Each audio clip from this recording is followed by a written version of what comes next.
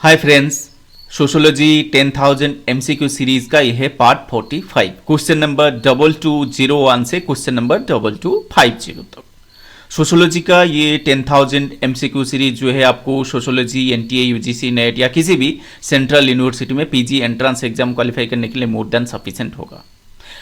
और किसी भी कॉम्पिटिटिव एग्जाम सोशोलॉजी का जो एमसीक्यू बेस्ड है, जो जिस टाइप का भी सोशोलॉजी का एग्जाम है जो एमसीक्यू बेस्ड है, उसके लिए भी ये एसेंशियल सीरीज है। तो आप इसको 2-4 बार प्रैक्टिस कर लोगे तो आपको श्योर सक्सेस मिल सकती है। प्रैक्टिस के टाइम यूट्यूब में वीडियो का स्पीड आप बढ़ा सकते हैं, 1.5 या 2x में देख सकते हैं, नहीं तो हमारा टेलीग्राम चैनल ज्वाइन कर सकते हैं SNF स्टीम, वहाँ से PDF डाउनलोड करके भी आप प्रैक्टिस कर सकते हो। चलिए शुरू करते हैं। हाँ, एक बात बोल दूँ, प्रीवियस पार्ट्स पाने में आपको दिक्कत होगी तो आप यूट्यूब में डायरेक्टली सर्च कर सकते हैं, जैसे सोशोलॉजी 10,000 MCQs पार्ट 1, 2, 3 जो भी चाहते हैं बाई ईश्वर मोहंती। चलिए शुरू करते हैं part 45। Question number 2201। One of the essential conditions of perfect competition is, पूर्ण प्रतियोगिता के लिए आवश्यक शर्तों में से एक है A product differentiation, B. Multiplicity of prices for identical product at any one time. C. Many sellers and few buyers. D. Only one price for identical goods at any one time. तो ये essential condition क्या है? One of the essential conditions perfect competition का। इसका correct answer जो होगा वो होगा option D, only one price for identical goods at any one time. एक ही समय में समान वस्तुओं के लिए केवल एक ही कीमत। ये एक एसेंशियल कंडीशन है परफेक्ट कंपटीशन का। Question number 2202। The perfect competitive firm makes its decision on the price to charge for its product. सही प्रतिस्पर्धी फर्म अपने उत्पाद के लिए कीमत वसूलने पर अपना निर्णय लेती है A on the basis of the number of units to be sold, B by considering the marginal cost and selecting their price which will be equal to marginal cost, C by finding the maximum differences between marginal cost and marginal revenue, D. The formulation is misleading since the individual perfect competitive firm does not make a decision on the price to charge for its product. इसका correct answer जो होगा वो होगा option D. The formulation is misleading since the individual perfect competitive firm does not make a decision on the price to charge for its product. Formulation भ्रमात्मक है क्योंकि व्यक्तिगत पूर्ण प्रतिस्पर्धी फर्म अपने उत्पाद के लिए चार्ज करने की कीमत पर निर्णय नहीं लेती है।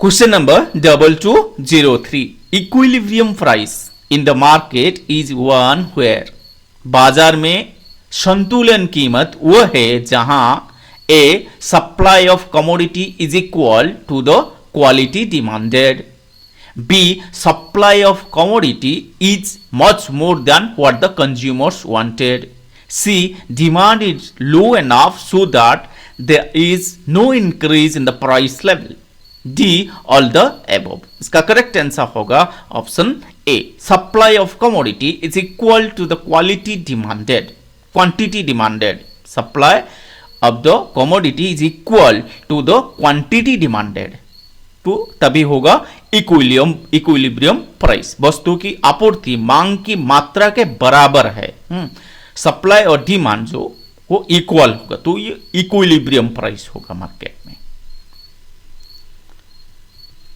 Question number 2204.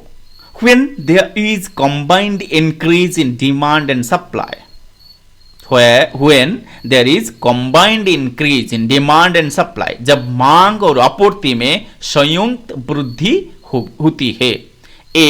Price will change, B price change is not certain, C demand will increase, D change in demand is not certain. इसका करेक्ट आंसर होगा option C, demand will increase, मांग बढ़ेगी। When there is combined increase in demand and supply then demand will increase. Question number 2205, demand and supply are real factors for price determination. मूल्य निर्धारण के लिए मांग और आपूर्ति वास्तविक कारक है। ये स्टेटमेंट गलत है या सही है, क्या है? A true, B false, C factors behind the forces of demand and supply determine price, D both B and C. इसका करेक्ट आंसर होगा ऑप्शन टी। ये स्टेटमेंट गलत है कि demand and supply are real factors. ये जो term हुआ real factors नहीं, factors behind the forces of demand and supply determine price.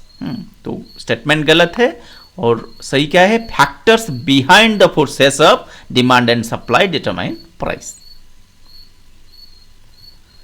Question number 2205, market period is a period in which the supply does in response to the change in the demand. बाजार की अवधि एक ऐसी अवधि है जिसमें मांग में परिवर्तन के जवाब में आपूर्ति डियस होती है। A is immediately adjusted, B remains the same, C is alter to extent, D none of the above. इसका करेक्ट आंसर है ऑप्शन बी। मार्केट पीरियड में सप्लाई जो है वो रिमेन्स सेम। मार्केट पीरियड में तो जो प्राइस बढ़ता घटता है वो डिमांड के हिसाब से। Question number 2207, price prevailing in the market period is known as. बाजार की अवधि में प्रचलित कीमत को क्या कहा जाता है?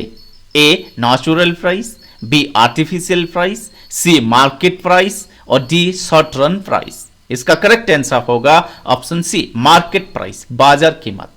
मार्केट पीरियड में जो प्राइस होगा उसे मार्केट प्राइस बोला जाएगा। Question number 2208, which of the following influences most the price level in market period. निम्नलिखित में से कौन बाजार अवधि में मूल्य स्तर को सबसे अधिक प्रभावित करता है?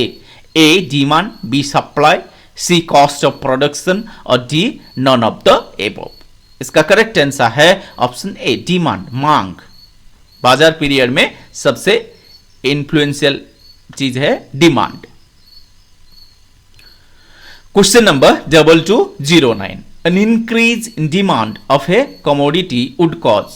किसी वस्तु की मांग में वृद्धि का परिणाम होगा A rise in the price more in the short run than that in the market period, B rise in the price would be the same in the market price and in the short run period, C rise in price will be more in market period than that in short run period, D nothing can be inferred। इसका correct answer है option C, rise in price will be more in market period than that in short run period।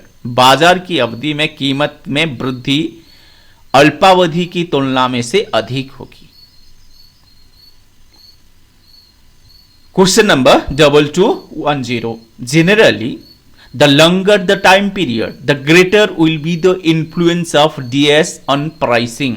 आमतौर पर समय अवधि जितनी लंबी होगी कीमत पर जीएस का प्रभाव उतना ही अधिक होगा। ए सप्लाई, बी कॉस्ट, सी डिमांड और D none of the above. इसका करेक्ट आंसर है ऑप्शन ए, सप्लाई, आपूर्ति। Generally the longer the time period the greater will be the influence of supply on pricing. Question number 2211, a monopoly producer has control over. A monopoly producer has control over. एक एकाधिकारी उत्पादक का किस पर नियंत्रण होता है? ए production but not price. B, production as well as price. C, control over production, price and consumers. D, none of the above. तो monopoly producer है उसका किसके ऊपर कंट्रोल होता है? इसका करेक्ट आंसर होगा option B, production as well as price, उत्पादन और कीमत।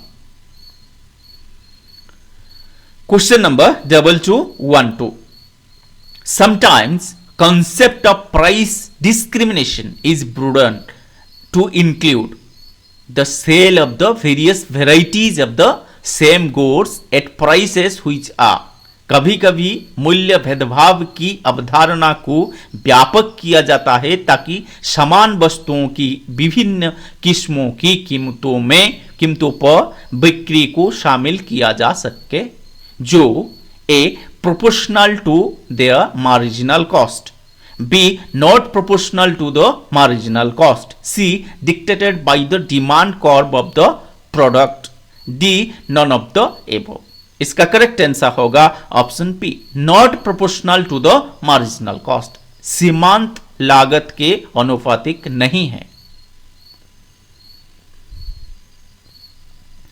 Question number 2213, monopolistic competition differs from perfect competition due to।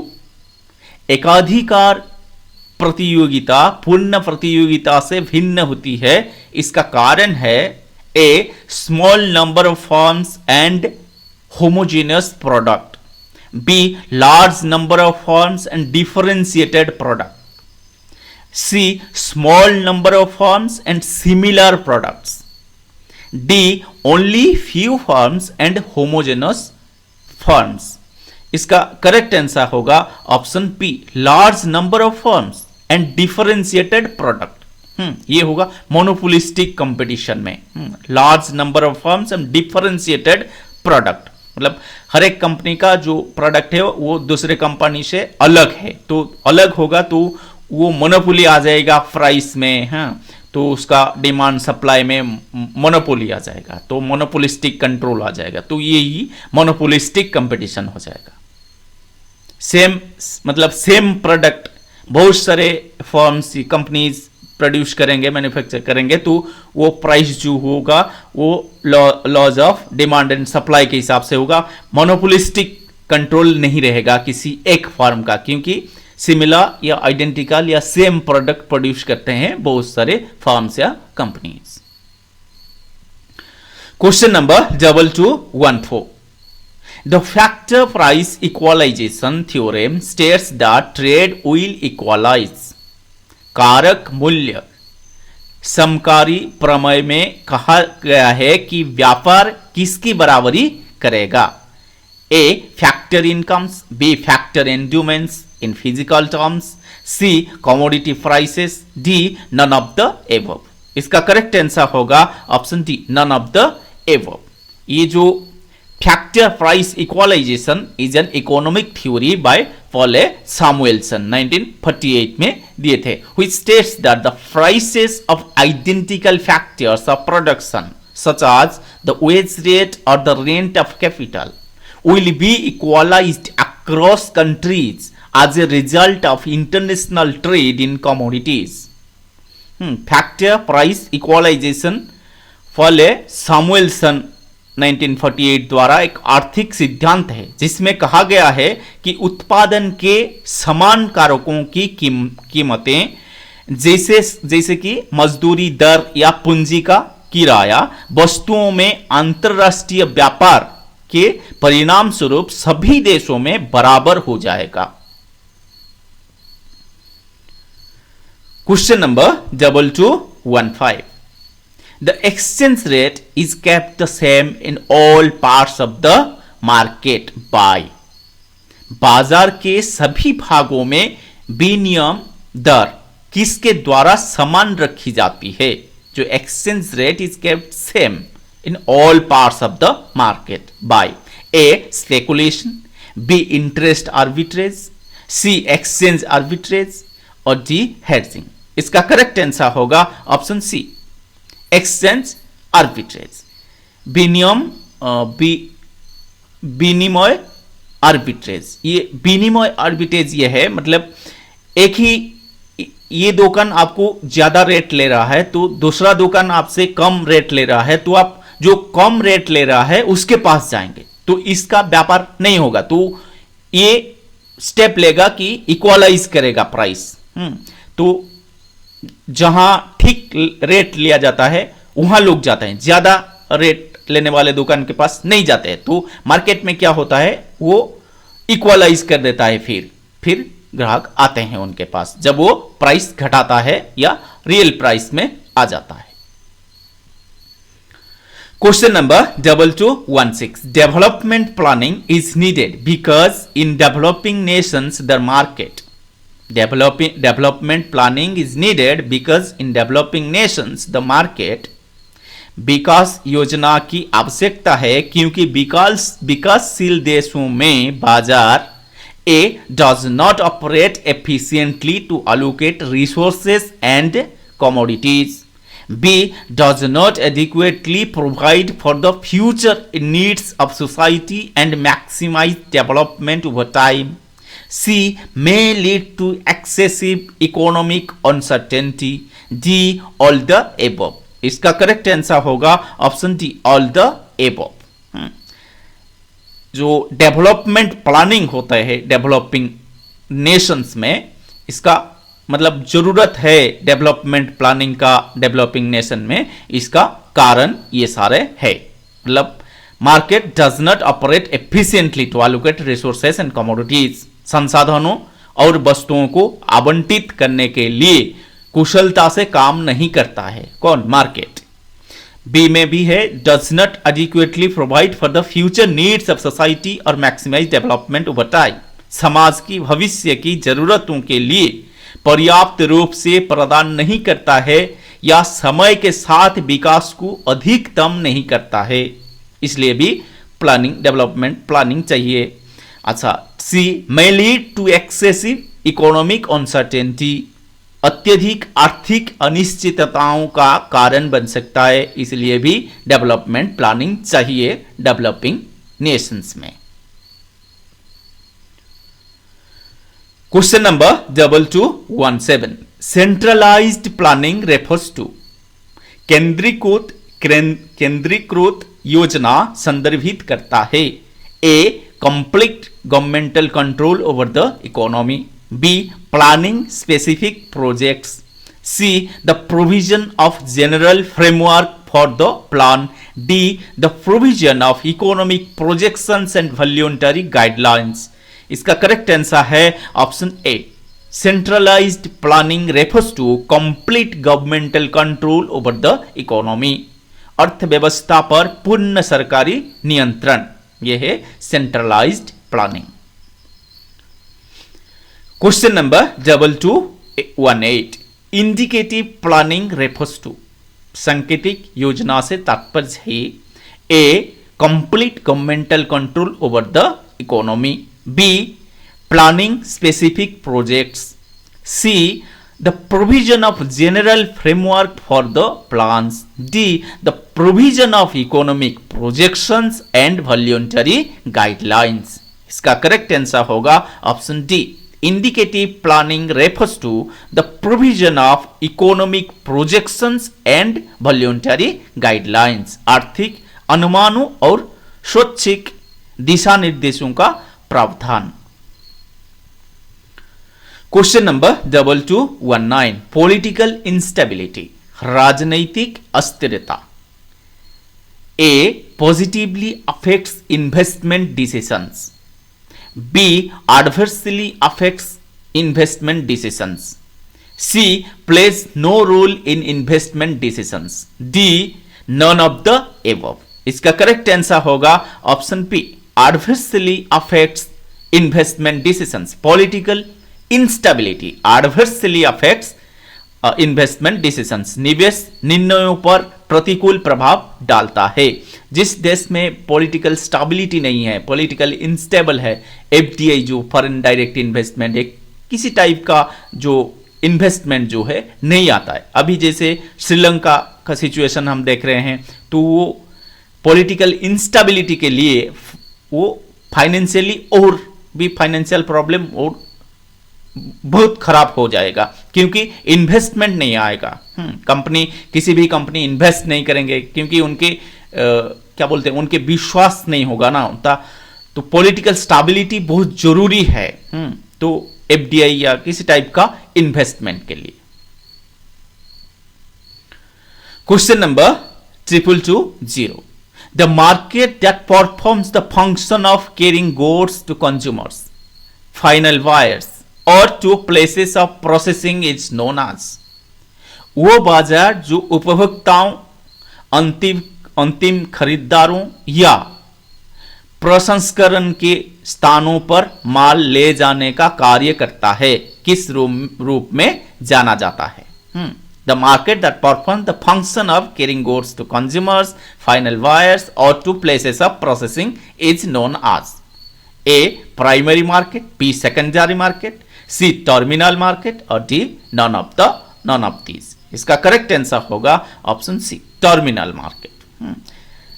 Terminal market performs the function of carrying goods to consumers, final buyers or to places of processing. Question number 221. Who has made a study of folk culture of Yucatan? Folk culture of Yucatan को किसने study किया है? यूकाटान की लोक संस्कृति का अध्ययन किसने किया है?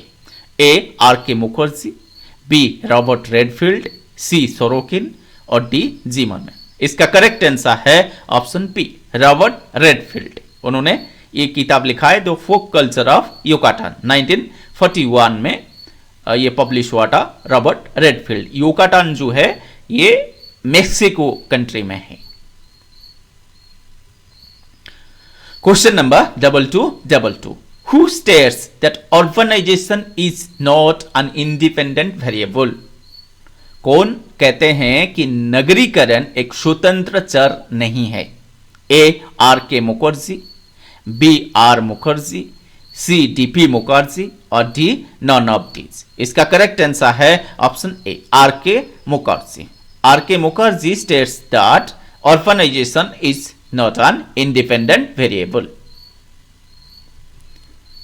Question number 2223.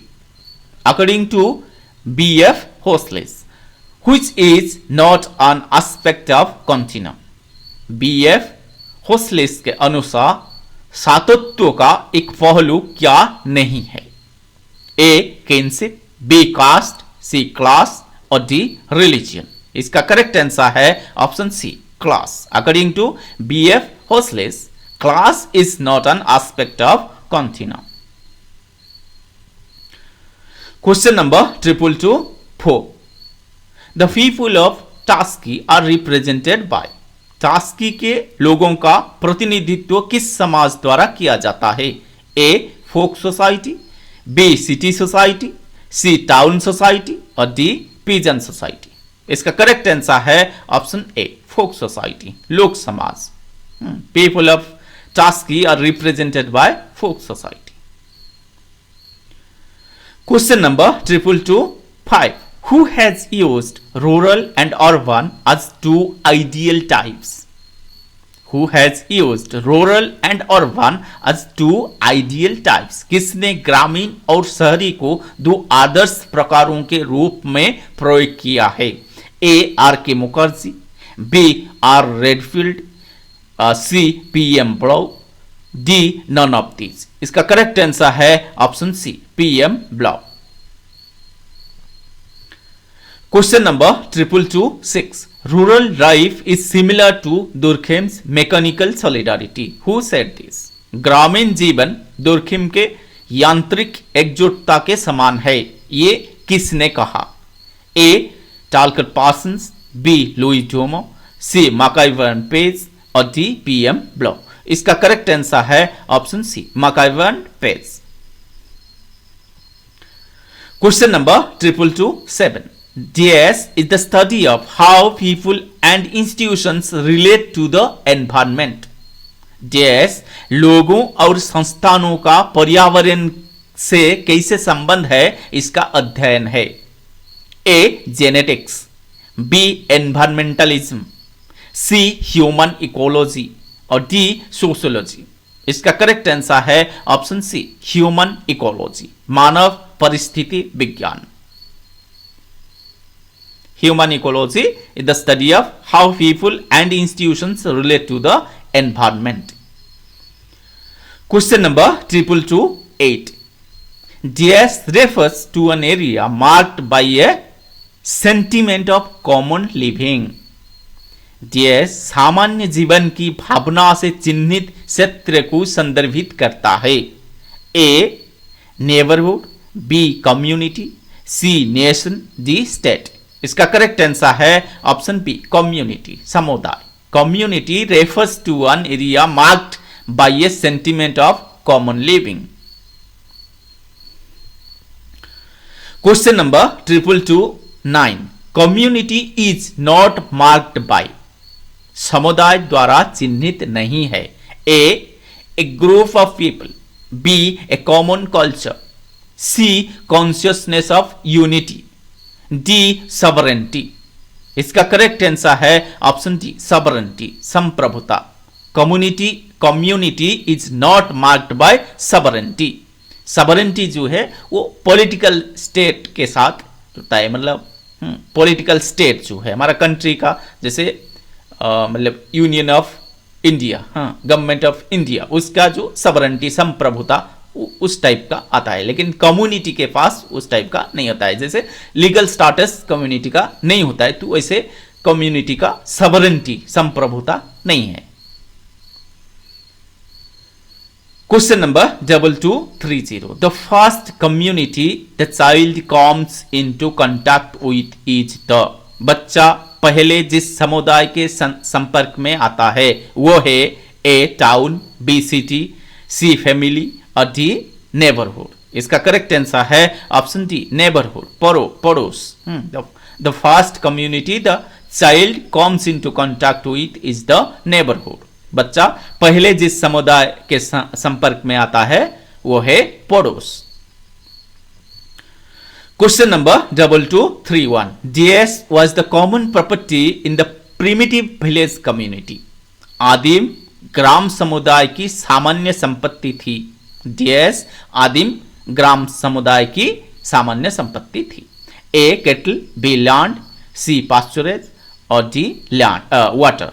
इसका करेक्ट आंसर होगा ऑप्शन बी लैंड, भूमि। Land was the common property in the primitive village community. Question number 2232। Topographical factors influencing the growth of the village community included। ग्राम समुदाय के विकास को प्रभावित करने वाले स्थलाकृतिक कारकों में शामिल है a land, B water, C climate और डी ऑल ऑफ दीज। इसका करेक्ट आंसर होगा option D all of these. ये सारे टोपोग्राफिकल फैक्टर्स जो है विलेज कम्युनिटी के ग्रोथ होने में मतलब इन्फ्लुएंस या मतलब रोल निभाते हैं। रोल भूमि, लैंड भूमि, वाटर पानी और क्लाइमेट जलवायु, ये सारे मतलब इन्फ्लुएंस करता है। यह सारे फैक्टर एक विलेज कम्युनिटी ग्रो करेगा या नहीं करेगा, ये सारे फैक्टर्स डिपेंडेंट मतलब प्रभावित करते हैं। Question number 2233। Which is not A social factor influencing the village community. कौन सा सामाजिक कारक ग्रामीण समुदाय को प्रभावित नहीं करता है। A peace, B security, D C communalism और डी कोऑपरेशन। इसका करेक्ट आंसर है ऑप्शन सी कम्युनलिज्म, सांप्रदायिकता। सांप्रदायिकता जो है ये सामाजिक कारक मतलब समुदाय मतलब ग्रामीण समुदाय को प्रभावित करने वाले सामाजिक कारक नहीं है। Question number 2234। The British rule in India made the caste system. Bharat में ब्रिटिश शासन ने जाति व्यवस्था को क्या बना दिया। A redundant, B more rigid, C less rigid और डी लेजिटिमेट। इसका करेक्ट आंसर होगा ऑप्शन सी लेस रिजिड, कम कठोर। The British rule in India made the caste system less rigid, क्योंकि जो मनी सिस्टम आया, जो कैश इकोनॉमी, मनी एक्सचेंज, जो कैश इकोनॉमी आया, तो वो जजमानी सिस्टम को मतलब थोड़ा इम्पैक्ट डाला। और कास्ट सिस्टम जो रिजिडिटी था, जैसे ब्रिटिशर्स आने में जो इंडस्ट्रियलाइजेशन और अर्बनाइजेशन के इम्पैक्ट में उनके जो कमेंसुअल रिलेशंस या कास्ट रिजिडिटी धीरे धीरे मतलब कम होने लगा, तो लेस रिजिड हुआ। Question number 2235, the jajmani system has weakened due to, जजमानी व्यवस्था किस वजह से कमजोर हुई है? A impact of urbanisation, B use of money, C migration और डी ऑल द एबोव। इसका करेक्ट आंसर होगा ऑप्शन डी। ये सारे फैक्टर्स जो है जजमानी सिस्टम को वीक किया है। द इम्पैक्ट ऑफ अर्बनाइजेशन, शहरीकरण का प्रभाव, यूज ऑफ मनी, पैसे का इस्तेमाल, और माइग्रेशन, प्रवास, ये सारे जजमानी सिस्टम को वीकन किया है। Question number 2236, the Diaz family is not the norm in village today, in villages today. परिवार, डियस परिवार आज गांव में आदर्श नहीं है। ए पाट्रिलोकल, बी न्यूक्लियर, सी जॉइंट और डी माट्रिलोकल। इसका करेक्ट आंसर है ऑप्शन सी, संयुक्त, joint. The joint family is not the norm in villages today. संयुक्त परिवार आज गांव में आदर्श नहीं है। Question number 2237, A village community is marked bye Diaz contacts among the neighbours. एक ग्राम समुदाय पड़ोसियों के बीच डियस संपर्कों द्वारा चिन्हित किया जाता है। A rare, B less, C formal और डी इमीडिएट। इसका करेक्ट आंसर होगा ऑप्शन डी, इमीडिएट, तुरंत, तत्काल। A village community is marked by immediate contacts among the neighbours. उनके बीच इनफॉर्मल कॉन्टैक्ट या इमीडिएट कॉन्टैक्ट है। क्वेश्चन नंबर 2238, डियस is not a feature of the village community. डियस ग्राम समुदाय की विशेषता नहीं है। A joint family, B slums, C rule of neighbourhood और डी कम्युनिटी कॉन्शसनेस। इसका करेक्ट आंसर जो होगा वो होगा ऑप्शन बी, स्लम्स, मलिन बस्तियों। ये टाउन या अर्बन एरिया का फीचर है, सिटी का फीचर है स्लम्स। सिटी में ये स्लम देखने को मिलता है, गांव में नहीं। Question number 2239, cities are generally identified as large, dense and heterogeneous. Cities आमतौर पर बड़े, घने और विषम के रूप में पहचाने जाते हैं। A city neighbourhoods, B village communities, C urban communities और डी स्लम्स इन सिटीज। इसका करेक्ट आंसर है ऑप्शन सी, अर्बन कम्युनिटीज, शहरी समुदाय। Urban communities are generally identified as large, dense and heterogeneous. Question number 2240. Who has observed that human society has been cradled in the rural group? किसने देखा है कि मानव समाज को ग्रामीण समूह में पाला गया है?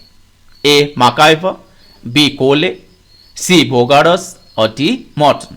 इसका करेक्ट आंसर है ऑप्शन सी, एमोरी एस बोगाडस। बोगाडस जो है वो भी मतलब बोगाडस स्केल, जो सोशल डिस्टेंस स्केल भी इन्होंने डिवाइस किया था। Question number 2241. What differentiates the Arabian villages from Indian ones? अरब गांव को भारतीय गांव से क्या अलग करता है? A. Nearness to water, B. Density of population, C. Nature of crops और D. All the above. इसका करेक्ट आंसर है option D, all the above. ये सारे फीचर्स जो है वो अरबियन विलेजेस को इंडियन विलेजेस से डिफर करता है। नियरेस्ट टू वाटर, पानी की निकटता, और डेंसिटी ऑफ पॉपुलेशन, जनसंख्या का घनत्व, और नेचर ऑफ क्रॉप्स, फसलों की प्रकृति। Question number 2242, what makes the people of a village a community? क्या एक गांव के लोगों को एक समुदाय बनाता है? A common blood origin, B a we feeling, C common religion, और डी टोटेमिज्म। इसका करेक्ट आंसर है option A we feeling, A हम भावना। तो ये वी फीलिंग जो है makes the people of a village a community. Question number 2243, the type of rivers contributory to the development of civilisation is? सभ्यता के विकास में योगदान देने वाली नदियों का प्रकार है A rivers flowing in speed from high altitudes, B rivers with large quagmire, C rivers flowing smoothly across plains, D rivers erratic in their course. इसका करेक्ट आंसर होगा option C, rivers flowing smoothly across plains are contributory to the development of civilisation. मैदानों में सुचारू रूप से बहने वाली नदियां जो है सभ्यता के विकास में योगदान देते हैं। Question number 2244, what can be most dangerous to the agricultural economy? कृषि अर्थव्यवस्था के लिए सबसे खतरनाक क्या हो सकता है? What can be most dangerous to the agricultural economy? A state ownership of land, B lack of irrigation facilities, C wrong state priorities, और डी बैड क्लाइमेट। इसका करेक्ट आंसर होगा ऑप्शन डी, बैड क्लाइमेट, खराब जलवायु। जिस वक्त हमारा monsoon खराब होता है, मतलब मानसून रेन ठीक नहीं आता है, मतलब मानसून ठीक टाइम में नहीं पहुंचाता है, या मानसून रेन ठीक मतलब क्वांटिटी में वैसे बरसात नहीं होती है, तब हमारा जो एग्रीकल्चरल इकोनॉमी, एग्रीकल्चर सफर होता है। Question number 2245, villages are most likely to be prosperous in the? गांव के समृद्ध होने की सबसे अधिक संभावना है A mountains, B plains, C jungles, और डी डेजर्ट्स। इसका करेक्ट आंसर होगा ऑप्शन बी, प्लेन्स, मैदानों में। Villages are more likely to be prosperous in the plains. Question number 2246, the social organisation of the villages is influenced by? गांव का सामाजिक संगठन किससे प्रभावित होता है? A the caste system, B proximity to towns, C means of transport and communication, D all the above. इसका correct answer होगा option D, all the above. Social organisation of the villages is influenced by the caste system, proximity to towns and means of transport and communication। गांव का सामाजिक संगठन जाति व्यवस्था, शहर से निकटता और परिवहन और संचार के साधन से प्रभावित होता है। Question number 2247, the inhabitants of villages that are closer to the towns are more forward looking than those in the interior because गांव के निवासी जो नगरों के निकट होते हैं भीतरी क्षेत्रों की अपेक्षा अधिक अग्रगामी होते हैं, क्योंकि A towns provides markets for the village products, B labour finds employment in the town, C the urban community serves as a reference group, D all the above. इसका करेक्ट आंसर है option D, all the above. ये सारी चीज के लिए जो गांव शहर के नजदीक है वो ज्यादा फॉरवर्ड लुकिंग होता है, जो गांव कंपैरिजन से जो गांव दूर है, रिमोट एरिया में है, उस गांव से शहर के निकट वाले गांव ज्यादा फॉरवर्ड लुकिंग होता है। ये जो शहर ग्रामीण उत्पादों के लिए बाजार प्रदान करता है, मजदूरों को शहर में रोजगार मिल जाता है और शहरी समुदाय एक संदर्भ समूह के रूप में कार्य करता है। इस सारे वजह से गांव के निवासी जो नगरों के निकट होते हैं भीतरी क्षेत्रों की अपेक्षा अधिक अग्रगामी होते हैं। Question number 2248, What does not explain the intimate relations in a village community? एक ग्राम समुदाय में अंतरंग संबंधों की क्या व्याख्या नहीं करता है? A. The vocations necessitate interdependence. B. Absence of movement induces interdependence. C. Prevailing dangers. Or D. The community feeling is strong. What does not explain the intimate relations in the village community? इसका correct answer होगा option सी, prevailing dangers, प्रचलित खतरे। Prevailing dangers do not explain the intimate relations in a village community. Question number 2249, the panchayat's functions did not include. The panchayat's functions did not include. ये जो पंचायत है मतलब ancient time का, पुराने जमाने का जो पंचायत था उसके बारे में पूछा गया है। तो पंचायत के कार्यों में शामिल नहीं था। A. Provision of public facilities. B. Advising the king in day to day matters. C. Collection of revenue. D. Cooperating with the local people. इसका करेक्ट आंसर है option B, the panchayat function did not include advising the king in day to day matters. दिन प्रतिदिन के मामलों में राजा को सलाह देना ये पंचायत का फंक्शन नहीं था पुराने टाइम में। क्वेश्चन नंबर 2250, इस पार्ट का लास्ट क्वेश्चन है, the ancient panchayat differs from the modern one with respect to. प्राचीन पंचायत आधुनिक पंचायत से किस प्रकार भिन्न है?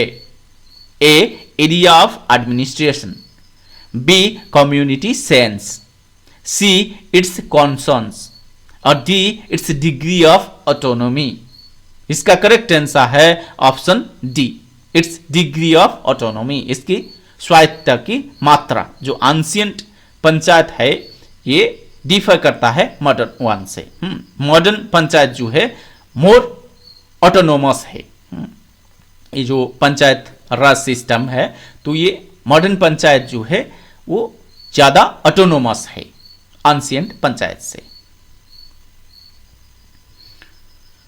Okay friends, thanks for watching. यदि चैनल आपने सब्सक्राइब नहीं किया तो प्लीज़ सब्सक्राइब कर दीजिएगा, लाइक शेयर कमेंट जरूर कीजिएगा ताकि हमें थोड़ा बूस्टर मिल जाए। और हमारा टेलीग्राम चैनल SN एपिस्टीम जैन करके वहाँ से PDF डाउनलोड करके भी आप प्रैक्टिस कर सकते हैं। ओके फ्रेंड्स, फिर मिलते हैं नेक्स्ट वीडियो में, तब तक बाय बाय।